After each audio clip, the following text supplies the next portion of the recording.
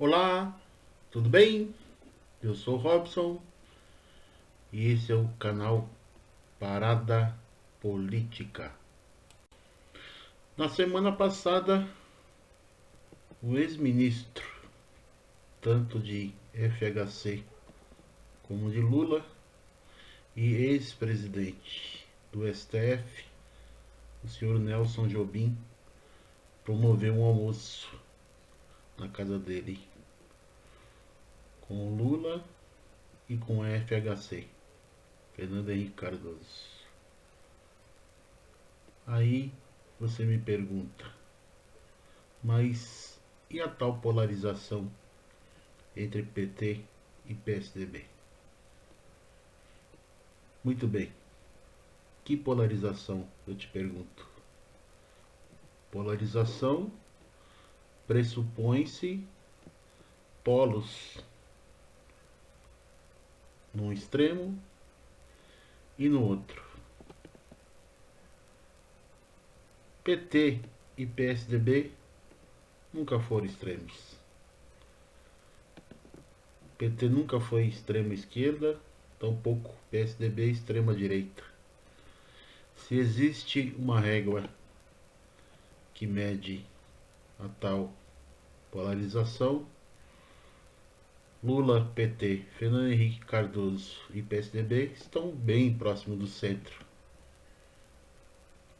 Então, nunca houve polarização. O que houve sempre, ou com maior frequência, é o fato de você ter duas opções de partidos fortes se contrapondo. De um lado o PT e no outro PSDB. Mas nenhum deles extremistas. Você consegue afirmar que o Lula foi um presidente radical? Todo mundo se deu bem no governo do Lula. Os pobres, principalmente. E não houve radicalismo. Também dá para afirmar o mesmo sobre Fernando Henrique Cardoso. Óbvio, o governo Fernando Henrique Cardoso um tanto quanto mais liberal. Porém, nada de radicalismo. E por que o encontro? É simples. O que está se desenhando para a próxima eleição? De um lado, Lula crescendo nas pesquisas, o povo reconhecendo a injustiça que lhe foi cometida, e ele está crescendo. E é o que tudo indica, vai para o segundo turno com o Bolsonaro. Isso é, se ele não ganhar no primeiro turno. Já há pesquisa apontando nesse sentido. E o Fernando Henrique? Como entra nessa história? Óbvio, PSDB pretende lançar um candidato. E como no momento o desenho se apresenta Lula e Bolsonaro, o suposto candidato do PSDB seria uma terceira via. Contudo, não há um nome de consenso no PSDB. Aliás, não há um nome de consenso na terceira via. Em quais eleitores a terceira via entra ou, vamos dizer assim, quais são os eleitores que votariam na terceira via?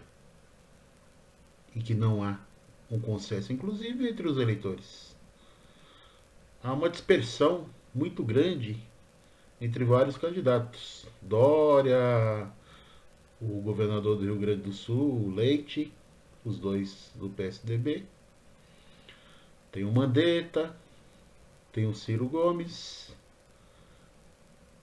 Porém, não há um consenso, inclusive entre os eleitores. E esses eleitores dessa suposta terceira via tendem a não votar, a votar nulo, a votar em branco no segundo turno. Então, Fernando Henrique entra na história já para direcionar, caso não haja um consenso, caso não haja um candidato do PSDB, e ele também antevendo uma possível falha do candidato do PSDB, já sinaliza apoio ao Lula para um eventual segundo turno. E por que isso? Isso devido ao que estamos vivendo. Olha a tragédia que é o Bolsonaro. Um ser insensível, desumano. Quantos hospitais ele visitou na pandemia? E quantas aglomerações ele provocou? Hoje é domingo e ele fez uma, vamos dizer assim, uma passeata pró para si próprio de moto. E quem apareceu por lá também? O senhor Eduardo Pazuello, que na CPI defende o uso de máscara, mas de novo sem máscara. Então, beira a insanidade, a tragédia, o governo Bolsonaro. Esse passeio de moto com vários seguidores dizem que de várias partes do país lembra uma mesma movimentação do Mussolini. Coincidência? Mas enfim, vivemos a tragédia Bolsonaro e é preciso fortalecer um caminho para que não haja permanência. Bom, você vê todo dia, ouve falar do comportamento do Bolsonaro. É possível continuar isso? Olha a situação do país em meio a uma pandemia. Bolsonaro havia dito um tempo atrás que o erro da ditadura foi não ter matado uns 30 mil. Pois muito bem. Hoje no domingo chegamos a quase 450 mil pessoas. E o Bolsonaro vai passear de moto com seus seguidores no Rio de Janeiro. O que ele está comemorando? Você que vai votar na terceira via em algum candidato da suposta terceira via no primeiro turno, pense bem, mas pense com carinho, porque provavelmente lá estará Lula e Bolsonaro. Bom, não é difícil saber a diferença entre o que foi o governo Lula e o que está sendo o governo Bolsonaro. Você pode até me dizer que não dá para comparar porque temos uma pandemia. Tá bom. Então eu vou te dar um ingrediente. 2009, gripe suína. Nós vacinamos em 3 meses quase 90 milhões de brasileiros. Porque se tem uma coisa que o Brasil era referência mundial, é o nosso programa de vacinação. Nosso programa de vacinação era referência mundial. Brasil, com o SUS, tem capacidade para vacinar por dia até 2,5 milhões de pessoas.